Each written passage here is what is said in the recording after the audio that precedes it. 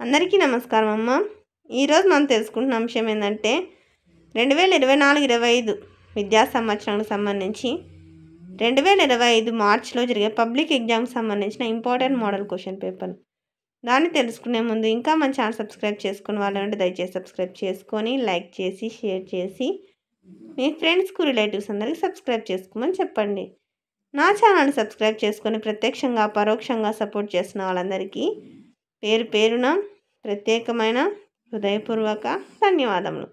ఇంకా ఆలస్యం చేయకుండా వీడియోలోకి వెళ్ళిపోదాం.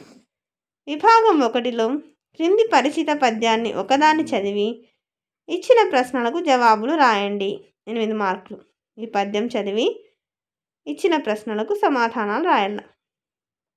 లేదా ఇంకొక పద్యం ఇచ్చినాడు, దీనికి సంబంధించిన ప్రశ్నలు జవాబులు. తర్వాత క్వశ్చన్ నెంబర్ 2 పరిచిత గద్యాన్ని చదివి ఇచ్చిన ప్రశ్నలకు జవాబులు రాయండి. పారాగ్రాఫ్ను చదివి కింద ఇవ్వబడిన ప్రశ్నలకు సమాధానాలు రాయండి. రామాయణం నుండి ఇచ్చిన క్రింది వాక్యాలు ఏ కాండాలకి చెందినవో వాక్య రూపంలో రాయండి. జాగ్రత్తగా స్క్రీన్ షాట్ తీసుకున్నాను. క్వశ్చన్ నెంబర్ 4 క్రింది ఉత్తరం చదివి ప్రశ్నలకు జవాబులు రాయండి. జాగ్రత్తగా స్క్రీన్ షాట్ తీసుకున్నాను. ఇంకా మన ఛానల్ సబ్స్క్రైబ్ చేసుకుని వాళ్ళంటే దయచేసి సబ్స్క్రైబ్ చేసుకొని లైక్ చేసి షేర్ చేసి మీ ఫ్రెండ్స్కు రిలేటివ్స్ అందరికీ సబ్స్క్రైబ్ చేసుకోమని చెప్పండి. నా ఛానల్ని సబ్స్క్రైబ్ చేసుకుని ప్రత్యక్షంగా పరోక్షంగా సపోర్ట్ చేసిన వాళ్ళందరికీ పేరు పేరున ప్రత్యేకమైన హృదయపూర్వక ధన్యవాదములు. ఇంకా మన ఛానల్ దయచేసి సబ్స్క్రైబ్ చేసుకున్న వాళ్ళందరికీ పేరు పేరున ప్రత్యేకమైన మనస్ఫూర్తిగా ధన్యవాదాలు తెలుపుకుంటున్నానమ్మా. విభాగం 2 రోమన్ నెంబర్ 2 వ్యక్తీకరణ సృజనాత్మకతకు సంబంధించిన మార్కులు 36 మార్కులు. తర్వాత యుద్ధ విజేత పాఠ్యభాగ కవి నేతల ప్రతాప్ కుమార్ గురించి రాయండి. కంటిన్యూషన్. వ్యాస ప్రక్రియను గురించి రాయండి. తర్వాత మందర పాత్ర స్వభావం రాయండి. మీరు స్క్రీన్ షాట్ తీసుకోండి అమ్మా. ప్రతిదీ ఎక్స్ప్లెయిన్ చేసుకుంటూ పోతే వీడియో లెంత్ అవుతుందనే ఉద్దేశంతో కేవలం మీకు ఏం అవసరమో అది మాత్రం నేను చెప్తున్నాను. జలియన్ వాలా బాగ్ దురంతాన్ని సవివరంగా తెలపండి. జాగ్రత్తగా స్క్రీన్ షాట్ తీసుకోండి. తర్వాత ఇది కంటిన్యూషన్ పైన ఈ ఘటన భారతీయుల మనసుల్లో ఎప్పటికీ చెరగని మచ్చలాగా మిగిలిపోయింది. భారతీయుల్లో స్వతంత్ర ఉద్యమ కాంక్షను రగిల్చింది. లేదా శతక మాధుర్యం పాఠం ఆధారంగా 10 నీతి వాక్యాలను రాయండి. నీతి వాక్యాలమ్మ ఇవి శతక మాధుర్యంలోకి సంబంధించి. తర్వాత సీతారామ కళ్యాణాన్ని రాయండి. జాగ్రత్తగా స్క్రీన్ షాట్ తీసుకోండమ్మా. ఇంకా మన ఛానల్ సబ్స్క్రైబ్ చేసుకున్న వాళ్ళంటే దయచేసి సబ్స్క్రైబ్ చేసుకొని లైక్ చేసి షేర్ చేసి మీ ఫ్రెండ్స్కు రిలేటివ్స్ అందరికీ సబ్స్క్రైబ్ చేసుకోమని చెప్పండి. నా ఛానల్ సబ్స్క్రైబ్ చేసుకుని ప్రత్యక్షంగా పరోక్షంగా సపోర్ట్ చేసిన వాళ్ళందరికీ పేరు పేరున ప్రత్యేకమైన హృదయపూర్వక ధన్యవాదములు. అందరికీ ధన్యవాదాలు. లేదా సీతారామ కళ్యాణానికి సంబంధించినది లంకా దహనం గురించి వర్ణించండి. ఇంకొక సందేహం రావచ్చు, నేను కూడా ఇప్పుడు టీచర్ కానీ ఒకప్పుడు మీలాగనే స్టూడెంటే కదా. టీచర్ అనే వ్యక్తి నిరంతర విద్యార్థి అనే విషయాన్ని గుర్తుంచుకోండి. టీచర్ మేము ఇప్పుడు నేర్చుకున్నాం టీచర్, మళ్ళీ ఇది సేమ్ క్వశ్చన్కి ఆన్సర్ వేరుంటుంది దీంట్లో, అది నేర్చుకోవాలంటే ఇబ్బందిగా ఉంటుంది టీచర్ అనే సందేహం మీకు రావచ్చు. ఎందుకంటే నాకు ఇట్లాంటివి వస్తాండే కదా. మెటీరియల్స్ ఇచ్చినప్పుడు మనం క్వశ్చన్ ఒకటి చూసుకుందాం, ఆన్సర్ ఏ దాంట్లో రాసినా సరిపోతుంది. ఇది సులభమైన భాషలో ఉంటుంది, అర్థమవుతుంది అంతే. క్వశ్చన్ నెంబర్ 10 కష్టాలకు కృంగిపోకుండా ధైర్యంగా మెలగాలని తెలియచేస్తూ మీ మిత్రునికి లేఖ రాయండి.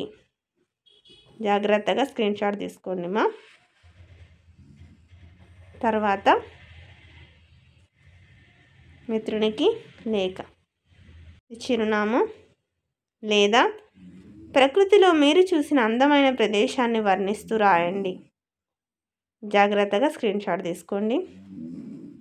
తర్వాత విభాగం 3లో పాఠ్యాంశాలు ఇవి. క్రింది ప్రశ్నలకు సూచించిన విధంగా జవాబులు రాయండి. తర్వాత అలంకారాలు తర్వాత ఘన విభజన అలంకారాలు మన ఛానల్లో చాలా సులభమైన పద్ధతిలో ఎలా చేయాలనేది అరటిపండు ఒలిచి నోట్లో పెట్టిన విధంగా ఉంటుంది. చూడండి, సబ్స్క్రైబ్ చేసుకుంటే ఆ వీడియోస్ అన్నీ వస్తాయి నాన్న. దయచేసి సబ్స్క్రైబ్ చేసుకుని వాళ్ళంటే దయచేసి సబ్స్క్రైబ్ చేసుకొని లైక్ చేసి షేర్ చేసి మీ ఫ్రెండ్స్ రిలేటివ్స్ అందరికీ సబ్స్క్రైబ్ చేసుకోమని చెప్పండి అమ్మా. వీడియోస్ అన్నీ చూడండి, మీకు అర్థమవుతుంది. కల్మషం అంటే అర్థం గల్లా కపటం లేకుండా నిర్మలం. శిస్తు అంటే అర్థం శిస్తు అంటే పన్ను. సూర్యుడు అంటే పర్యాపనం భాస్కరుడు రవి ప్రభాకరుడు. యుద్ధం అంటే రణం పోరు. చిత్తురువు అంటే చిత్రము. వైద్యుడు అంటే వెజ్జు. వృద్ధి అంటే వడ్డీ. అభివృద్ధి సంతోషం.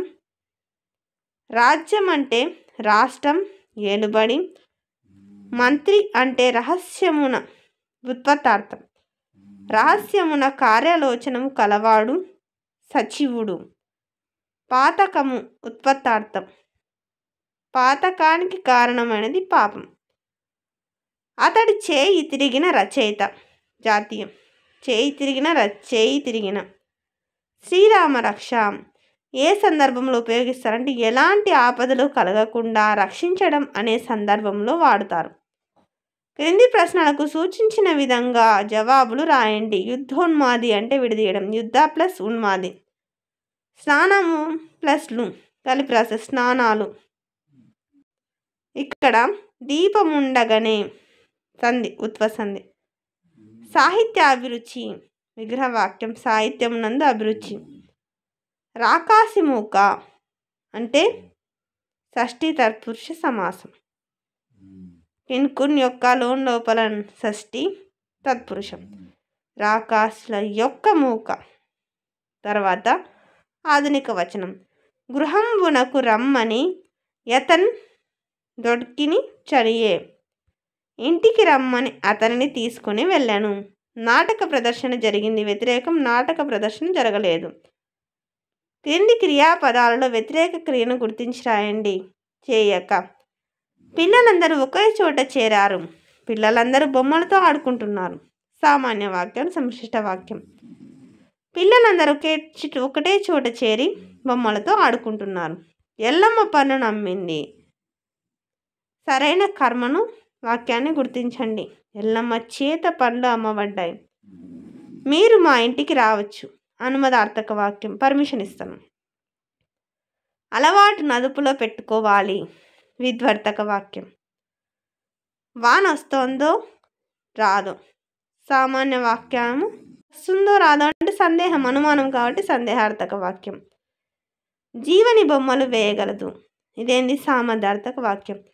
అందరికీ ధన్యవాదాలమ్మా. ఇంకా మన ఛానల్ సబ్స్క్రైబ్ చేసుకొని వాళ్ళు ఏమంటే దయచేసి సబ్స్క్రైబ్ చేసుకొని లైక్ చేసి షేర్ చేసి మీ ఫ్రెండ్స్కు రిలేటివ్స్ అందరికీ సబ్స్క్రైబ్ చేసుకోమని చెప్పండి.